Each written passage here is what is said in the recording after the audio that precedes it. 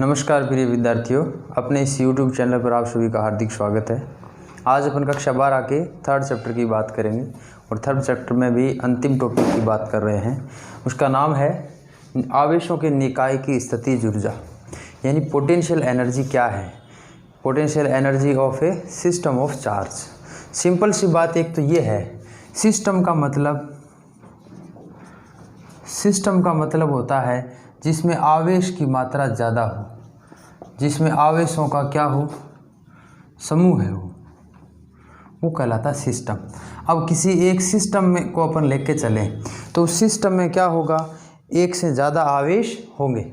अब एक से ज़्यादा आवेश होंगे तो उसकी एनर्जी कितनी होगी, इसको हमें देखना है। सिंपल सा होता क्या है, अगर कोई एक सिस्टम है तो उस सिस्टम में आवेश क्या करेंगे, एक दूसरे पर प्रतिकर्षण बल लगाएंगे।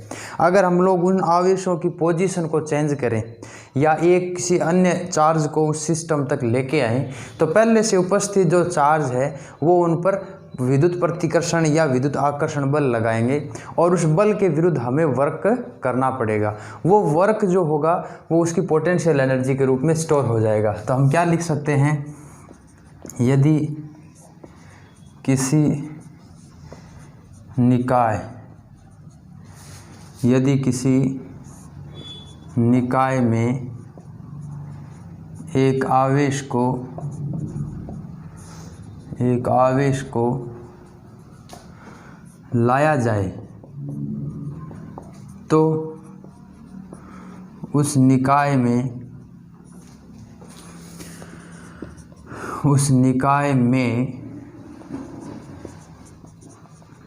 उपस्थित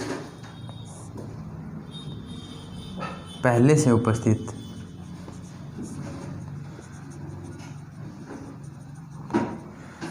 उस निकाय में उपस्थित आवेशों द्वारा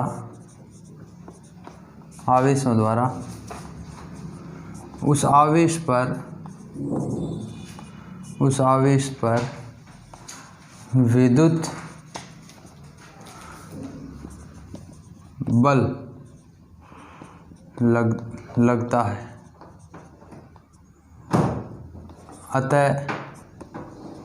अतः हमें विद्युत बल के विरुद्ध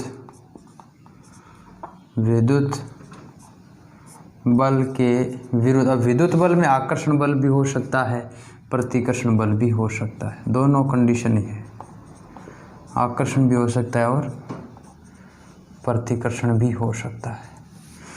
विद्युत बल के विरुद्ध आवेशों द्वारा उस आवेश पर विद्युत बल लगता है, अतः हमें विद्युत बल के विरुद्ध कार्य करना पड़ता है। यह कार्य आवेश की स्थितिज ऊर्जा के रूप में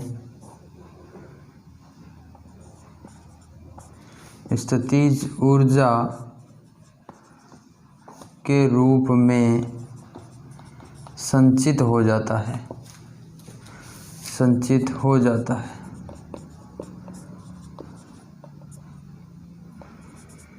बस यही ऊर्जा जो है वो आवेशों के निकाय की ऊर्जा होगी। अगर हम एक से फिर दो लाएं तो पहले से जो आवेश थे वो प्लस एक आवेश ये लेके आए थे, ये सारे मिलकर आने वाले चार्ज पर रिपल्सन फोर्स या अट्रैक्शन फोर्स लगाएंगे। तो अब अपन कह सकते हैं the work stored as the potential energy of a system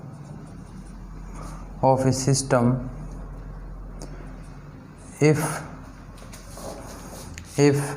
we bringing a charge if we bringing a charge to a system where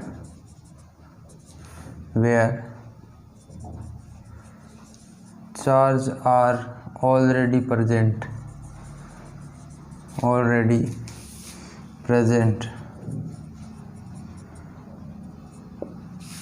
फिर this work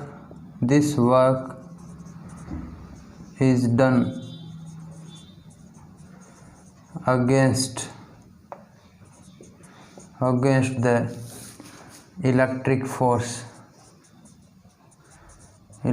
force which is acting due to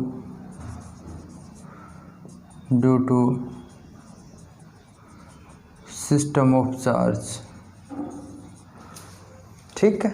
The work stored at potential energy of a system if we bring a charge to a system where charge are already present, this work is done against the electric force which is acting due to the system of charge। यानी किसी भी system में पहले से जो charge present है उसके कारण जो बाहर से चार्ज लेके आ रहे हैं उस पर रिपल्सन फोर्स लगेगा और वो रिपल्सन फोर्स वर्क को इंड्यूस करेगा। ठीक है। नेक्स्ट बात करते हैं बच्चों आगे की कि इसका मान कितना आता है, क्या वैल्यू होती है इसकी। तो हम लिखते हैं अभी देखो, तो चार्ज लेके चलते हैं किसी सिस्टम में, एक चार्ज बता देते हैं Q1 और दूसरा चार्ज बता दें Q2, या कोई चार्ज Q बताते हैं एक Q0 लेके आते हैं। ये कोई एक सिस्टम है बच्चों, इसमें पहले से चार्ज प्रेजेंट है Q। हम बाहर से Q0 चार्ज लेके आए, कहाँ से, मान लो इन्फिनिटी से लेके आए, कहाँ ला के छोड़ा, यहाँ ला के छोड़ा, बीच का सेपरेशन जो है वो R है। ठीक है। इन्फिनिटी से हम चार्ज को लेके आए और कहाँ ला के, इस सिस्टम में लेके आए। ये एक निकाय है, इस निकाय में लाए और इस B बिंदु पर लाके इसको रख दिया। पहले से A पॉइंट पर Q चार्ज है, तो ये Q चार्ज इस Q0 चार्ज को रिपल्सिव फोर्स देगा। तो हम जैसे इसको लाएंगे तो रिपल्सिव फोर्स के अगेंस्ट हमें इसको डिस्प्लेसमेंट देना पड़ेगा। तो जो फोर्स ये चार्ज लगा रहा है उसके अपोजिट हमने इसको डिस्प्लेसमेंट दिया है, तो इस चार्ज द्वारा भी वर्क हो रहा है, वो तो हो जाएगा नेगेटिव, क्योंकि चार्ज पर फोर्स लग रहा है अपोजिट डायरेक्शन में, हम इसके इधर चल रहे हैं तो नेगेटिव फोर्स होगा, नेगेटिव वर्क होगा। और हमारे द्वारा जो वर्क किया जा रहा है वो है, क्योंकि हम इसको ज़बरदस्ती लेके आ रहे हैं तो हमारा जो फोर्स है उसकी डायरेक्शन इधर है, डिस्प्लेसमेंट भी इधर है। तो दो प्रकार के फोर्स आ गए, work done by us and work done by the charge. तो चार्ज द्वारा जो वर्क किया जा रहा है वो तो नेगेटिव, क्योंकि रिपल्सिव फोर्स अपोजिट लग रहा है, डिस्प्लेसमेंट उसके अपोजिट है। तो हमारे पास वर्क का सूत्र क्या होता है, F D x cos theta. Theta का मान अगर अपोजिट लग रहा है तो 180 डिग्री होता है और डायरेक्शन में है तो 0 डिग्री होता है। कोस 0 का मान तो 1 होता है, कोस 180 का मान -1 होता है। तो जब चार्ज द्वारा बाई द चार्ज किया जाता है तो नेगेटिव, और वर्क डन बाई अस तो होता है पॉजिटिव। तो ये बात है, थोड़ी सी पॉजिटिव नेगेटिव का अर्थ इतना ही है। चलो अब अपना थोड़ा सा आगे बढ़ते हैं, लिख देते हैं इफ़ या let we consider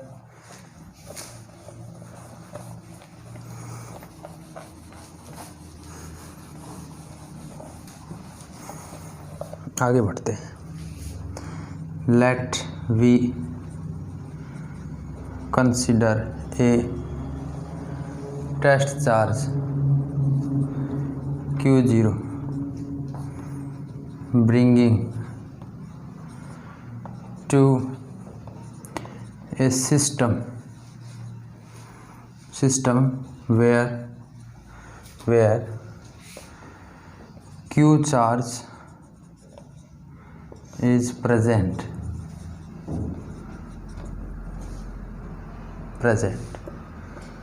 then work done, then work done, W is equal to work done by charge कह दो, by charge. W is equal to, इसमें W के पैर में E लिख दो, E फॉर इलेक्ट्रिक फोर्स है, यानी चार्ज द्वारा वर्क किया जा रहा है, तो वो नेगेटिव आएगा। नेगेटिव कितना आएगा, F dot D x. F का मान क्या होता है, Q इंटू ई, इसको आप Q इंटू वी भी कह सकते हो, ठीक है, सिंपल सी बात है।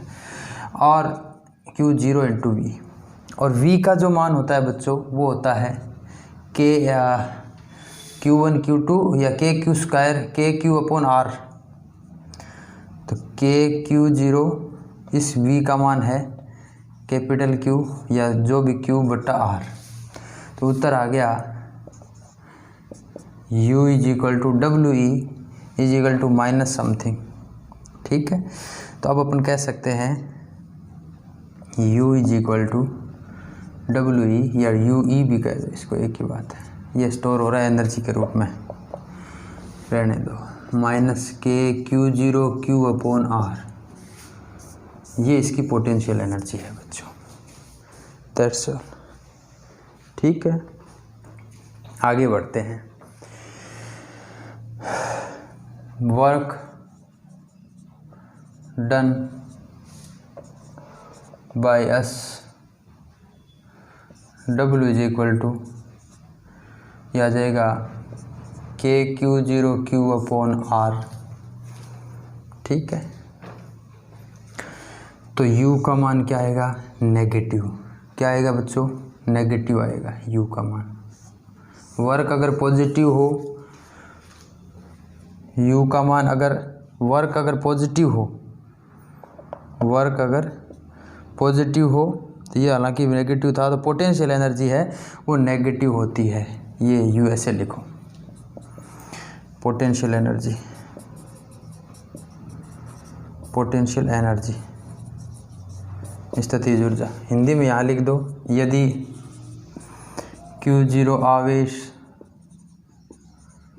को किसी निकाय तक लाया जाए, ये इंग्लिश में जो लिखा है इसका हिंदी में लिख रहा हूँ, यदि Q0 आवेश को किसी निकाय तक लाया जाए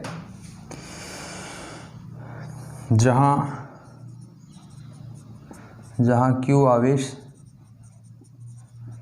उपस्थित हो तो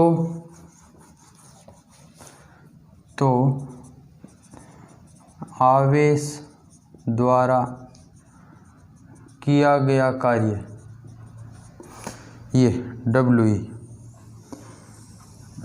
आवेश द्वारा किया गया W माइनस Q0 भी, minus K Q zero Q upon R, क्योंकि V का मान होता है के Q upon are, minus Q0 पहले से पढ़ा है, नेगेटिव साइन रिप्रेजेंट कर रहा है अपोजिट डायरेक्शन को, कि फोर्स जो लग रहा है वो डिस्प्लेसमेंट के अपोजिट है, इसलिए नेगेटिव साइन।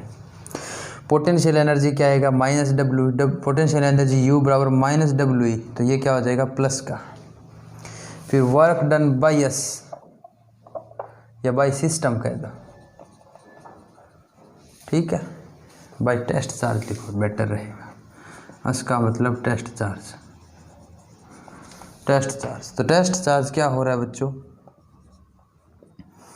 टेस्ट चार्ज वाले में यहाँ आएगा पॉजिटिव, क्योंकि टेस्ट चार्ज का डिस्प्लेसमेंट और खुद पर जो फोर्स लग रहा है बाहर से, दोनों एक ही डायरेक्शन में, इसलिए W का मान पॉजिटिव।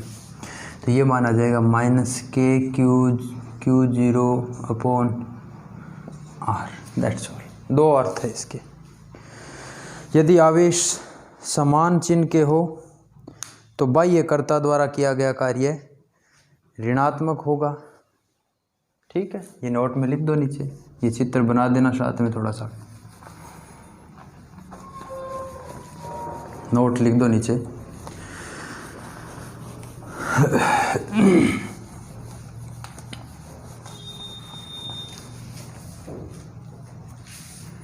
नोट, यदि आवेश समान प्रकृति के हो, समान प्रकृति के हो, अर्थात दोनों ही धनात्मक हो या दोनों ही ऋणात्मक हो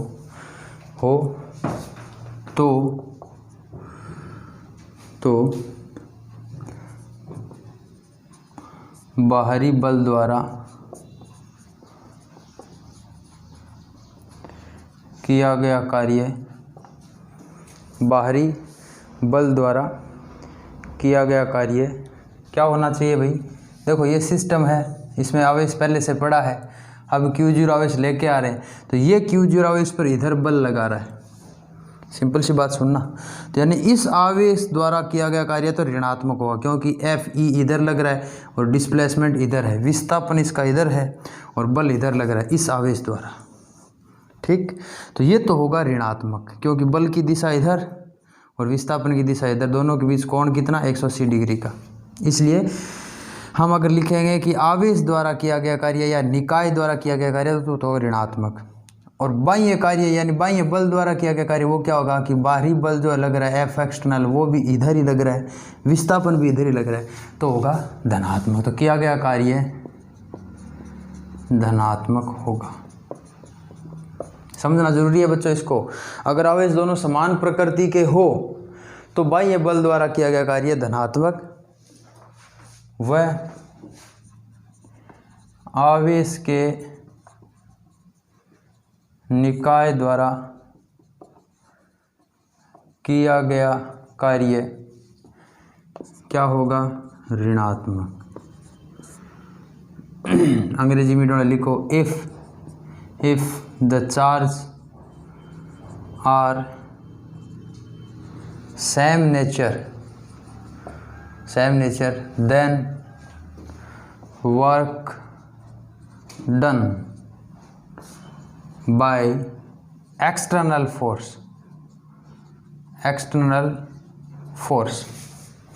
work done by external force is positive. Work done by external force is positive and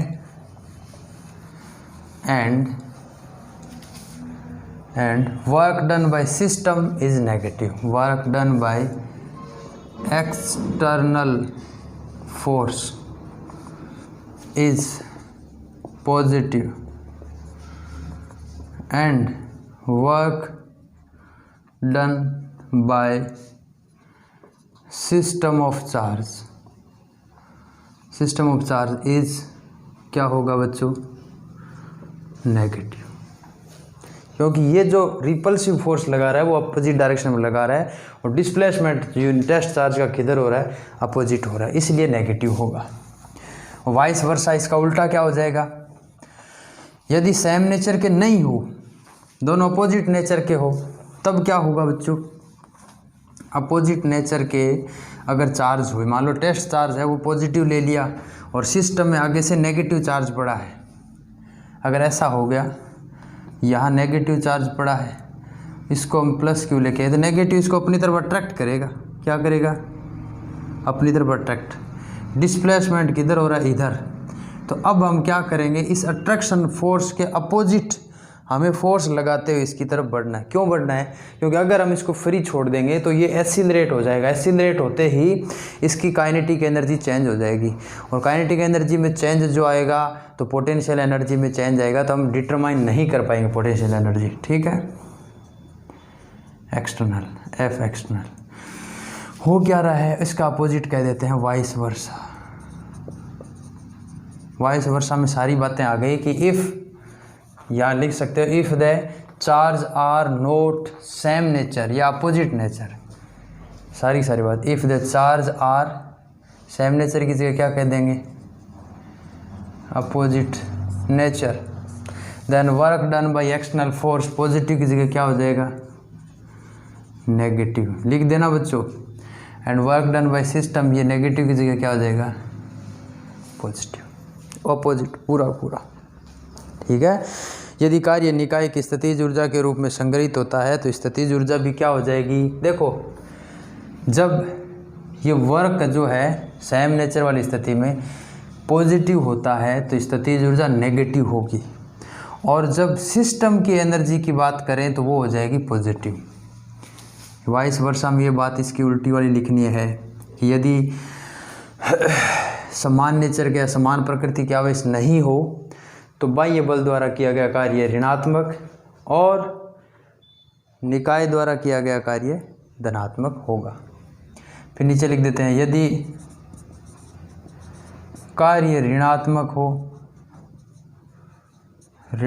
हो तो स्थितिज ऊर्जा धनात्मक। ये एक ही शब्द में सारी बातें आ जाएगी। अब जब किस टाइम पॉजिटिव है किस टाइम नेगेटिव आपको पता चल रहा है कि पॉजिटिव वर्क कब हो रहा है, नेगेटिव वर्क कब हो रहा है।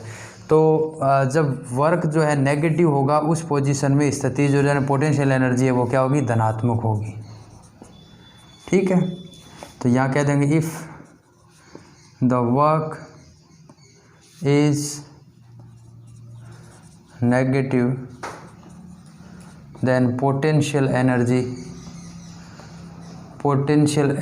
is positive। ये 11th क्लास में हमने सीखा है बच्चों अच्छे से, वर्क की एक पूरा चैप्टर आया था उसमें। इसका भी वाइस वर्सा ही कह दो। वाइस वर्सा मतलब कि अगर वर्क जो है पॉजिटिव होगा तो पोटेंशियल एनर्जी क्या हो जाएगी, नेगेटिव हो जाएगी। उल्टा लिख दो यदि कार्य धनात्मक हो तो स्थितिज ऊर्जा ऋणात्मक होगी। आगे का टॉपिक पढ़ते हैं, नेक्स्ट टॉपिक। अगला टॉपिक जो है बच्चों वो है 2 से अधिक आवेशों के लिए स्थितिज ऊर्जा। ये केवल हमने 2 आवेशों के लिए ली थी। अब की बार है 2 से अधिक बिंदु आवेशों की निकाय की स्थितिज ऊर्जा। नेक्स्ट टॉपिक है 2 से अधिक बिंदु आवेशों के निकाय के कारण स्थितिज ऊर्जा या निकाय की स्थितिज ऊर्जा। बहुत इजी है बच्चों ये भी।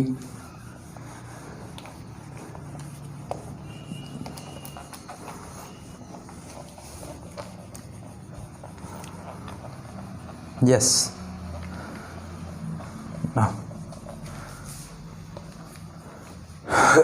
2 से अधिक बिंदु आवेशों के निकाय की स्थिर विद्युत स्थितिज ऊर्जा या स्थितिज ऊर्जा। 2 से अधिक बिंदु आवेशों लिखता, बिंदु आवेश के कारण स्थितिज ऊर्जा potential energy due to potential energy due to system of more than 2 point charge. Potential energy due to more than 2 point charge of system. ठीक, अब अपन कह देंगे कि मान लो 2 से ज़्यादा 3 आवेश है, 3 चार्ज है Q1 Q2 Q3, तो उसके कारण पोटेंशियल एनर्जी कितनी होगी। सिंपल सी बात, यदि किसी निकाय में 3 आवेश हो, 3 आवेश हो तो उनके कारण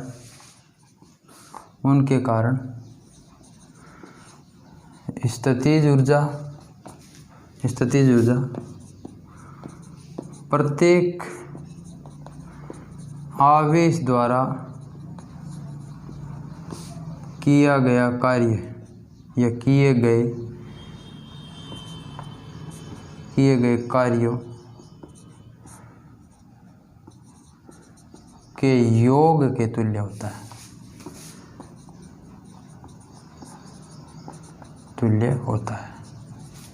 सुन लो बच्चों, किसी निकाय में 3 आवेश हो तो उनके कारण स्थितिज ऊर्जा प्रत्येक आवेश द्वारा किए गए कार्यों के योग के तुल्य होगी।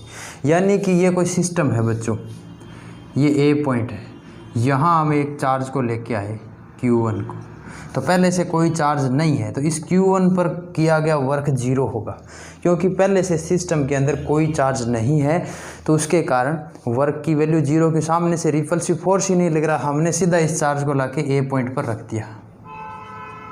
ठीक, फिर हम लेके आए B पॉइंट पर, Q2 चार्ज को लेके आए जो यहाँ से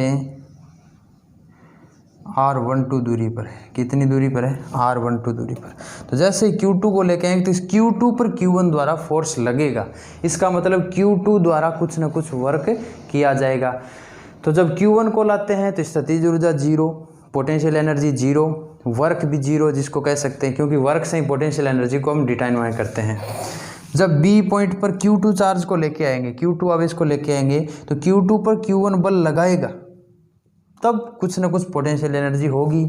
तीसरी पोजीशन हम अब की बार लेके आ जाते हैं Q3 चार्ज। ठीक, Q3 चार्ज सब इन्फिनिटी से लेके आ रहे हैं हम। तो Q3 जो है जैसे यहाँ पहुँचता है तो उस पर Q1 भी फोर्स लगाता है और Q2 भी फोर्स लगाता है। ठीक है, Q3 इसकी डिस्टेंस मान लो यहाँ से जो है वो R13 है, इसकी डिस्टेंस जो है वो है R23। समझ में आई बात? ये डायग्राम अच्छे से बना सकते हो आप। अब मैं लिख रहा हूँ, इंग्लिश में लिख दो इसको। If there are 3 charge in a system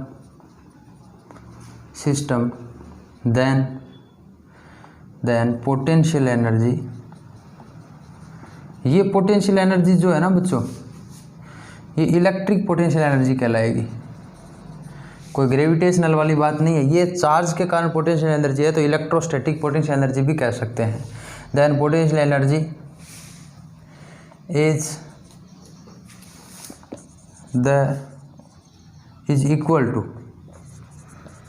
equal to the sum of all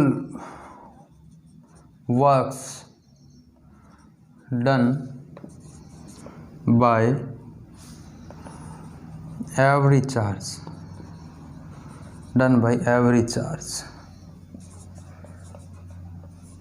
ठीक है। If there are 3 charges in a system, then potential energy equal to the sum of all works done by every charge। प्रत्येक charge द्वारा किए गए work के equal होगी या उनके वर्क के सम के इक्वल होगी टोटल पोटेंशियल एनर्जी उस सिस्टम की। फिर कह दो लेट वी कंसीडर, बहुत सिंपल है अब तो आगे का। Let we consider Q1 charge bringing to a system at point A, the work done, ये कह दो आप लोग, क्या कह देंगे? इफ या let we consider, let we consider Q1 charge bringing to point A, then work W1 is equal to 0 because there are no charge already in the system। Hindi में लिख दो, माना Q1 आवेश को A बिंदु तक लाया जाता है, A बिंदु तक लाया जाता है, तो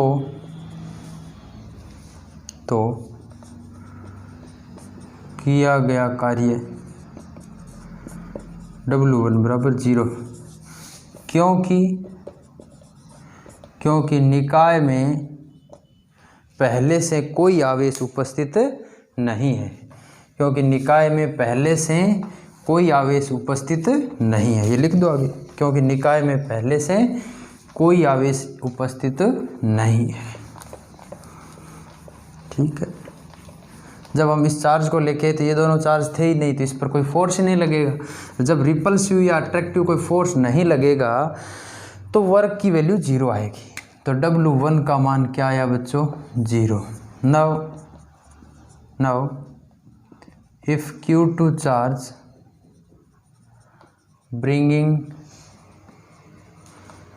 to point B, then यदि Q2 आवेश को B बिंदु तक लाया जाए, देन तब किया गया कार्य W2 बराबर K Q1 Q2 बट्टा डिस्टेंस कितनी है B से A के बीच की R12। सिंपल सी बात, लिख दो। ठीक, W1 का मान 0, क्योंकि पहले से चार्ज नहीं था। Q2 चार्ज को लेके आए, तब वर्क का मान K Q1 Q2 बट्टा R12, डिस्टेंस 12 से रिप्रेजेंट किए हमने। आप कह दो वेयर, जहाँ R12 जो है सेपरेशन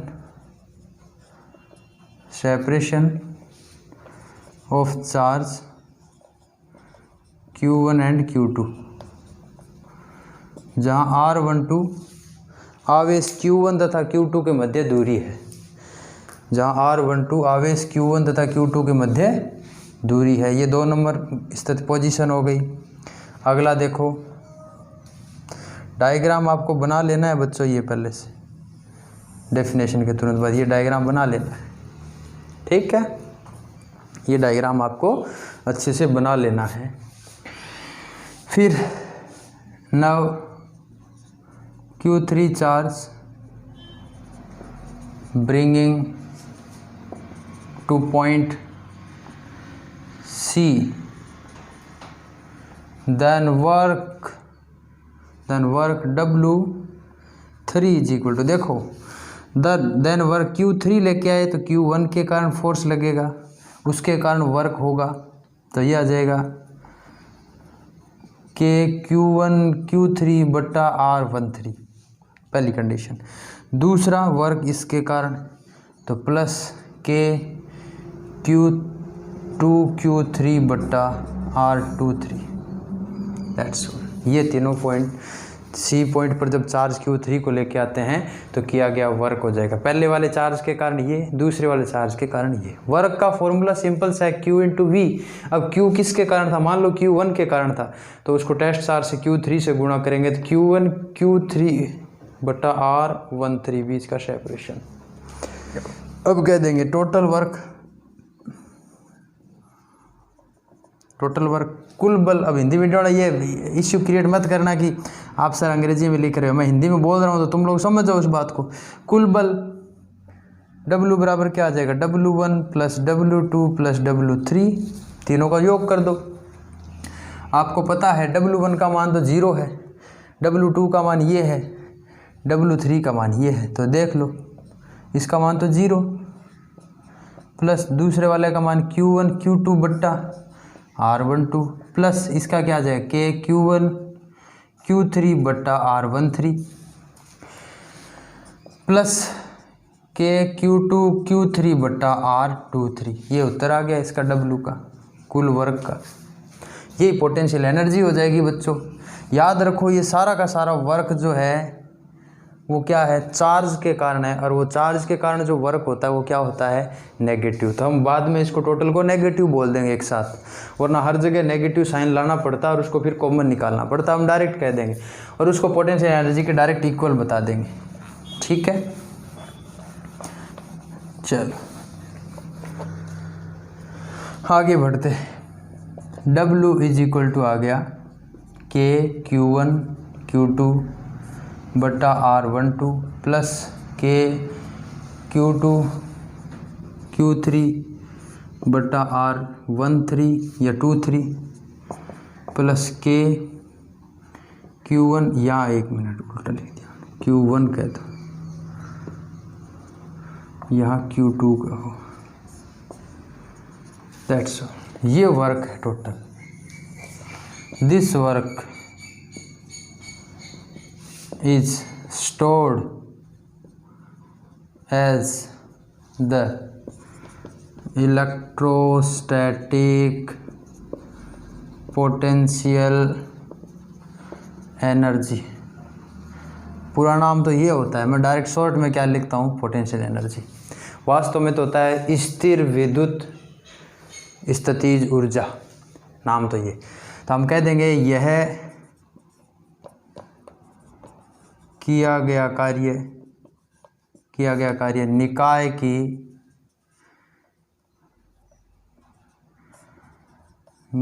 की स्थितिज ऊर्जा के रूप में संचित होता है। अतः स्थितिज ऊर्जा U बराबर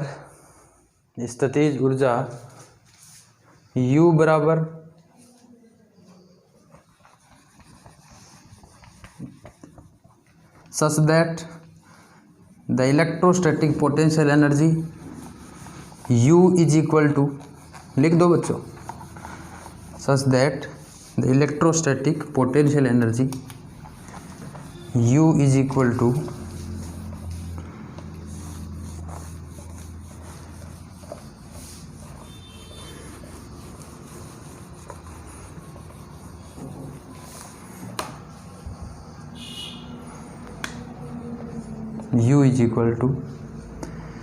K कांस्टेंट बाहर निकाल दो, ठीक है। क्या आ जाएगा, Q1 Q2 बट्टा R12, Q1 Q3 बट्टा R13 प्लस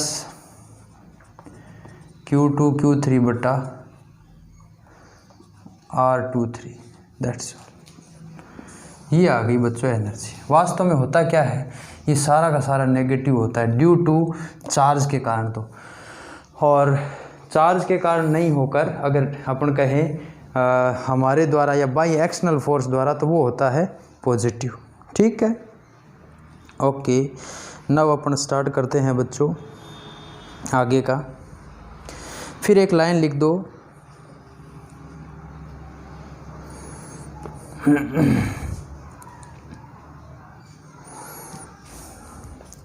इसको आप कंसीडर कर दो। फॉर n चार्ज, n आवेशों के लिए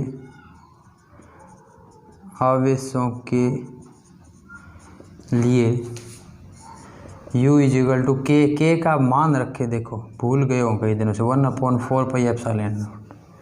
ये K का मान होता है। Q1 Q2 बट्टा R12 प्लस Q1 Q3 बट्टा R13 प्लस डैश डैश चलता जाएगा बच्चों। ये क्या चलेगा, 4 5 6 ये सब चलते जाएंगे, 4 तक आएगा, फिर 2 से शुरू हो जाएगा, Q1 Q4 बट्टा R14 प्लस डैश डैश, ये तो आ जाएगा Q1 से, क्या आएगा Q1 Qn बट्टा R1n प्लस वापस शुरू हो जाएगा Q2 Q3 बट्टा R23 प्लस डैश डैश, ये वापस Q2 Qn बट्टा R2n सो ऑन। ठीक है, समझ में आ रही बात। यानी कि n आवेश है तो पहले Q1 Q2 का, फिर Q1 Q3 का, Q1 Q4 का, डैश डैश Q1 Qn का, फिर Q2 के साथ मल्टीप्लाई चलेंगे, क्योंकि Q1 चार्ज को लेके आए तब कुछ नहीं था, Q2 को लेके आए तो Q1 पहले से है, Q3 को लेके आए तो Q1 और Q2 दोनों है, ऐसे ही Q4 को लेके आएंगे तो 1 2 3 तीनों आवेशों के कारण फोर्स लगेगा। अगर Q5 को लेके आए तो Q1 Q2 Q3 Q4 चारों चार्ज के कारण उस पर फोर्स लगेगा, तो चारों के कारण वर्क डिटरमाइन करना पड़ेगा। यानी कि कार्य का जो मान है, अगर 5 आवेश लेके आते हैं तो Q1 Q2 Q3 और Q4 चारों आवेश उस पर बल लगाएंगे, जिसके कारण कार्य का मान 4 बार आएगा। तो हर बार डबल रिपीटेशन हो रहा। आप ढंग से देखो तो Q1 Q2 जो फोर्स Q1 Q2 पे लगा रहा है, तो उतना ही Q2 भी Q1 पर लगा रहा है। तो ये जो वर्क जो होगा वो आधा होगा Q1 Q2 बटा R12 का। ठीक, ऐसे ही सिंपलरली Q1 जो Q3 पे लगा रहा है, तो Q3 भी Q1 पर फोर्स लगाएगा।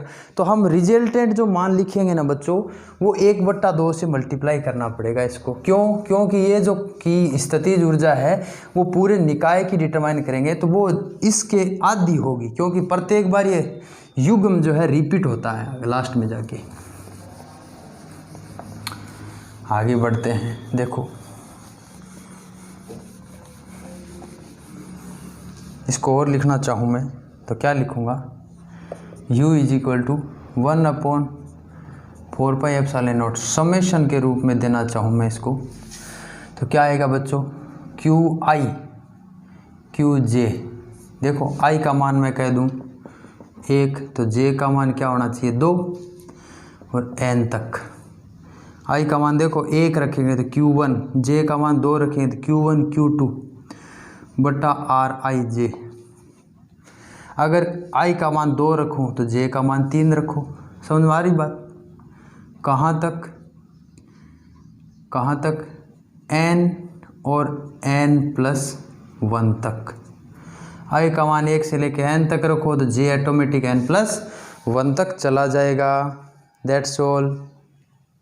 ठीक है, ये हमारे पास मान आ गए। कोई इसको K से रिप्रेजेंट करता है, कोई नहीं करता, चलता है बच्चों। ये दोनों मान एक साथ ही मैंने रिप्रेजेंट कर दिए। ये है समेशन के रूप में, सिग्मा के रूप में इसका मान। प्लस का काम होता है हर बार, ये सिग्मा का काम होता है हर बार प्लस देना, और 1 2 3 ये क्रम बढ़ाते जाओ। I का मान 1 रखा, दूसरी बार 2 रखो, प्लस के बाद इस J का मान 3 रखो। तो पहले बार 1 रखा तो J का मान 2, तो Q1 Q2 बटा R12।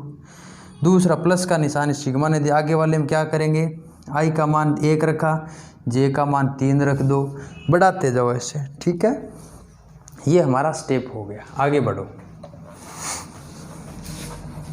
नीचे एक लाइन लिख देते हैं।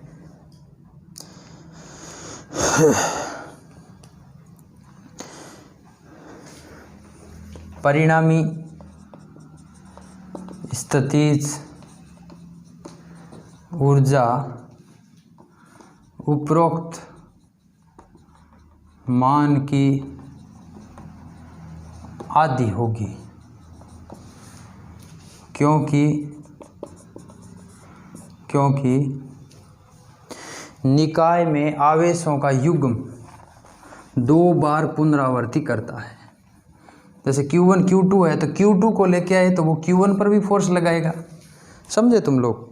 यानी कि योग के चिन्ह से पूर्व 1/2 का पद यह सुनिश्चित कर रहा है कि योग में उपस्थित युग्मों के 2 बार लिखे जाने के उपरांत भी प्रभावी रूप से इसका स्थितिज ऊर्जा एक ही योगदान दे रहा है।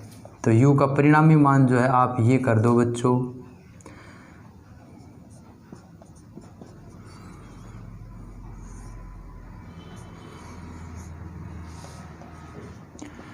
QI QJ बटा RIJ। I का मान 1, J का मान 2, और ये N तक कर दो। That's all. क्योंकि निकाय में आवेशों के युग्म की पुनरावृत्ति हो रही है। ठीक है, the resultant potential energy, resultant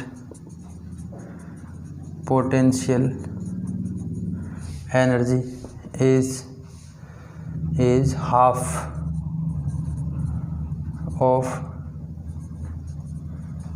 above equation। ठीक है, because there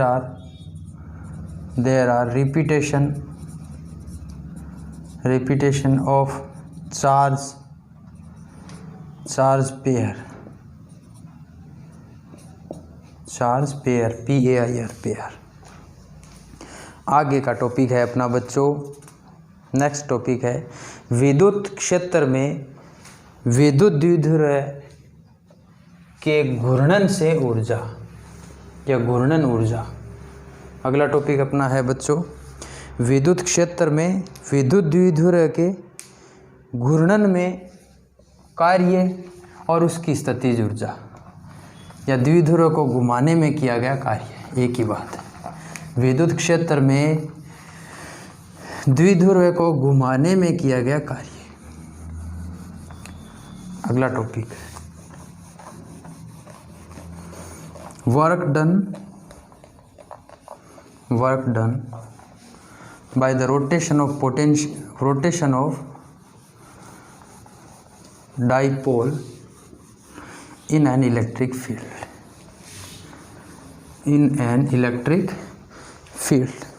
work in rotation of electric dipole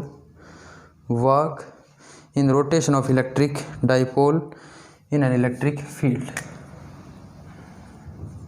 work in rotation of electric dipole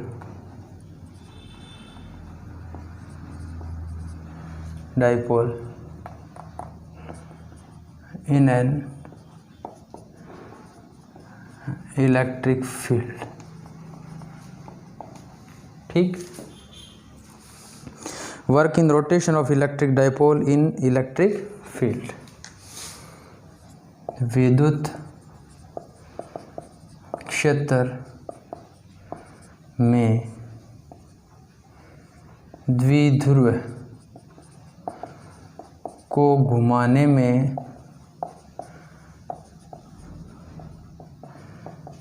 किया गया कार्य। ठीक है, माना विद्युत क्षेत्र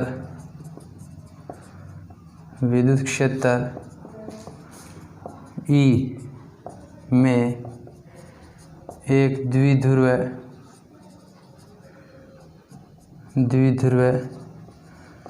थीटा कोण बनाए हुए रखा है। Let a dipole placed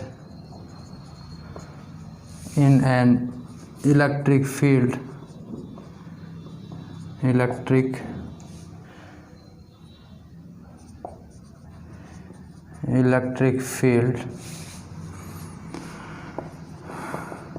with angle theta, then the work done to rotate it by electric force। ठीक है, if it rotates from theta 1 to theta 2, या इसके बाद तुम्हें लिखना है तब द्विध्रुव को घुमाने में किया गया कार्य। यदि इसे थीटा 1 से थीटा 2 तक घुमाया जाए। अब देखो बच्चों, चित्र बनाते हैं। ये विद्युत क्षेत्र है। आपको पता है विद्युत क्षेत्र की दिशा हमेशा धनात्मक से ऋणात्मक की ओर होती है, नेगेटिव से पॉजिटिव चार्ज की ओर इलेक्ट्रिक फील्ड की डायरेक्शन होती है। इसमें डाइपोल रखा हुआ है, ये डाइपोल रखा हुआ है। ये इलेक्ट्रिक फील्ड के साथ जो कोण बना रहा है वो थीटा बना रहा है। कितना बना रहा है? थीटा। ठीक है, यहाँ रखा हुआ है माइनस क्यू चार्ज, तो माइनस क्यू चार्ज पर जो बल लगेगा वो कितना लगेगा? Minus Q E. वो किधर लगेगा? इधर। ये रखा हुआ है प्लस क्यू चार्ज, तो इस पर जो फोर्स लगेगा वो क्या लगेगा? Plus Q. इसकी दिशा इधर। ठीक, तो मान लो ये इधर घूमेगा, ये इधर घूमेगा, तो इनकी पोजीशन बदल जाएगी। पोजीशन कैसे बदलेगी? देखो, ये ऊपर की तरफ बढ़ रहा है, ऊपर की तरफ, तो मान लो ये पहले से यहाँ था, यहाँ था। ठीक, अपनी पहले वाली पोजीशन से इसने कौन बनाया? थीटा 1। कितना बनाया? थीटा 1 दोनों साइड। ठीक, और घूमता हुआ कहाँ चला गया? यहाँ चला गया। यहाँ चला गया। ये रोटेट बना के छोड़ देना। ये कोण कितना बना रहा है? थीटा 2 बना रहा है। कितना बना रहा है? थीटा 1 से शुरू हुआ और कितना बना दिया इसने? थीटा 2 तक बना लिया। ठीक है, बना देना ये डायग्राम। अगर थीटा 1 थीटा 2 इसमें रिप्रेजेंट नहीं भी कर पाओ तो कोई दिक्कत वाली बात नहीं है। आपको तो इनकी डायरेक्शन पता रहनी चाहिए। इलेक्ट्रिक फील्ड की डायरेक्शन किधर है? इधर। और प्रत्येक चार्ज पर फोर्स माइनस क्यू इधर लग रहा है बच्चों, ये ढंग से देखें। यहाँ केवल माइनस क्यू चार्ज ही बता दो। ये प्लस क्यू ई चार्ज लगा रहा है, प्लस क्यू चार्ज रखा हुआ है। दोनों चार्ज के बीच का सेपरेशन जो है वो 2a है। यहाँ इसमें मैं रिप्रेजेंट कर नहीं पा रहा तो आगे अलग से लिख देता हूँ। Separation between both charge is 2a। ठीक है, नाउ द वर्क डन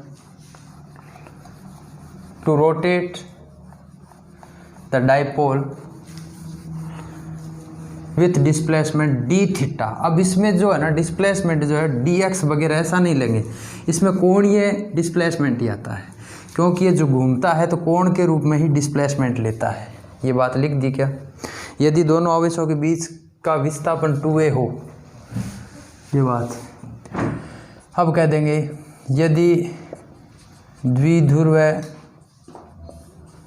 को d थीटा कोणीय विस्थापन से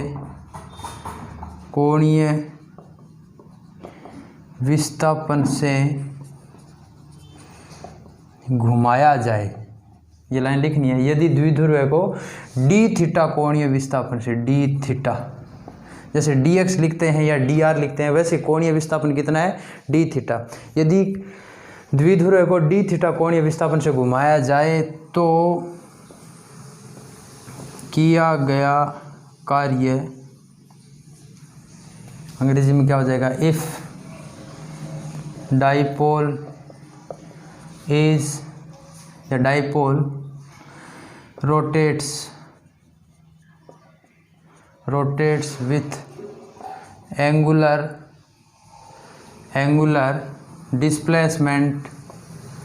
displacement d theta, then work done dw is equal to आएगा टाउ d थीटा।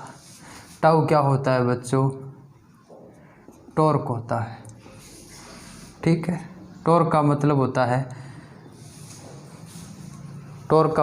है रोटेशन में लगने वाला force, the force which is acting in rotation, या एंगुलर वेलोसिटी या एंगुलर डायरेक्शन, ये भी कह सकते हो।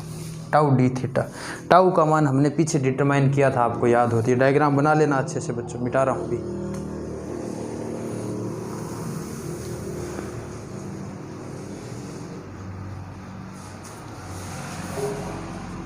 डी डब्ल्यू इजिकल टाउ का मान होता है P E sine theta into D theta. Tau का मान ये होता है पी ई साइन थीटा। वो ऑलरेडी डिटरमाइन किया है, दोबारा करने की आवश्यकता है नहीं। फिर कह देंगे total work done if it rotates from theta 1 to theta 2. If it's rotate from theta 1 to theta, तो टोटल वर्क के लिए क्या हो जाएगा बच्चों, इंटीग्रेशन। टोटल वर्क के लिए क्या होगा, W is equal to integration of D W which implies integration of क्या आ जाएगा, P E sine theta D theta. ठीक है, ये P जो है ये होता है डाइपोल मोमेंट, E होता है इलेक्ट्रिक फील्ड की इंटेंसिटी, ये दोनों तो कांस्टेंट बाहर निकल जाएगा। इंटीग्रेशन किसका हुआ, साइन थीटा का, किसके रेस्पेक्ट में, डी थीटा के रेस्पेक्ट में। तो क्या वैल्यू आ जाएगी बच्चों, साइन थीटा का इंटीग्रेशन क्या होता है, साइन थीटा का इंटीग्रेशन होता है माइनस कोस थीटा, और कोस थीटा का इंटीग्रेशन क्या होता है बच्चों, कोस थीटा का होता है साइन थीटा, और कोस थीटा का डिफ्रेंशिएशन क्या होता है, माइनस साइन थीटा। ये चीज़ें उल्टी है, थोड़ा ध्यान रखना। डिफ्रेंशिएशन तो साइन का होता है कोस थीटा, इंटीग्रेशन साइन का होता है माइनस कोस थीटा। तो W बराबर आ जाएगा PE पढ़ाई है, ये आ जाएगा कोस थीटा, वो माइनस का, कहाँ से कहाँ तक, लिमिट और लगाओ इसमें, थीटा 1 से थीटा 2 तक, थीटा 1 से थीटा 2 तक से थीटा 2 तक। अब एक बार क्या करेंगे, कोस्ट 2 थीटा, इसको रखो थीटा 2 को, फिर माइनस, और ये माइनस क्या हो गया प्लस। देखो अपर लिमिट माइनस होता है लोअर लिमिट, तो माइनस चिन्ह पहले से पढ़ा, ये तो माइनस कोस थीटा माइनस, और ये माइनस हो गया प्लस, क्या वैल्यू आ गई, कोस थीटा 1। ठीक, तो उत्तर क्या आया, PE इधर आ गया। अगर मैं इसको साइन चेंज करूं तो ये आ जाएगा cos theta 1 minus cos theta 2, ये आ जाएगी पोटेंशियल एनर्जी का मान। एक प्रकार से देखें तो टोटल वर्क है वही तो पोटेंशियल एनर्जी है। ओके, अब देखो बच्चों, नाउ पोटेंशियल, अब कह दो सर ये माइनस प्लस पहले तो ले रहे थे अब ले नहीं रहे, ये प्लस माइनस मैं इसलिए नहीं ले रहा कि यहाँ हम अंडरस्टूड हो गए हैं कि जो सिस्टम है उसके द्वारा किया गया वर्क नेगेटिव ही होगा। क्यों होगा, क्योंकि दोनों चार्ज सेम नेचर के ही हम लेके चल रहे हैं, और अगर अपोजिट नेचर में भी है तो भी क्या है, हर बार इलेक्ट्रिक फील्ड जो है प्लस से माइनस की तरफ ही जा रहा है। ठीक है, next potential energy U is equal to आ गया PE cos theta 1 minus cos theta 2। अब हम लिमिट लगा देते हैं, यदि थीटा 1 जो है वो 0 डिग्री हो और थीटा 2 जो है वो थीटा हो, तो U is equal to cos 0 का मान 1, क्या आ जाएगा PE 1 minus cos theta, that's all. अब विशेष स्थितियां लगा दो कि थीटा 1 का मान 0 और थीटा 2 का मान अगर 90 डिग्री हो तो U का मान केवल PE आएगा। कॉस थीटा का मान वापस 0 डिग्री हो तो 0 हो जाता है, यानी 0 का मतलब थीटा 1 भी 0 और थीटा 2 भी अगर 0 हो तो घुमाया ही नहीं है आपने, तो एंगुलर डिस्प्लेसमेंट दिया ही नहीं। ये सब चीज़ें उतार लेना बच्चों। अगला चीज़, यदि थीटा का मान कितना हो 90 degree, if theta is equal to 90 degree then U is equal to आता है PE 1 माइनस कोस 90, तो उत्तर U का मान केवल PE आ गया। और इफ़ यदि theta is equal to 180 degree हो तो 180 डिग्री होते ही कोस 180 का मान कितना होता है बच्चों, -1, तो U is equal to PE 1 minus cos 180 degree, यह आ जाएगा PE 1 माइनस और -1, क्योंकि कोस 180 का मान कितना होता है, -1 होता है। तो उत्तर कितना आ गया, PE माइनस माइनस हो गया प्लस 2 हो गया अंदर। यहाँ तक हमें करना है। आज का टॉपिक यहीं ख़त्म करते हैं बच्चों।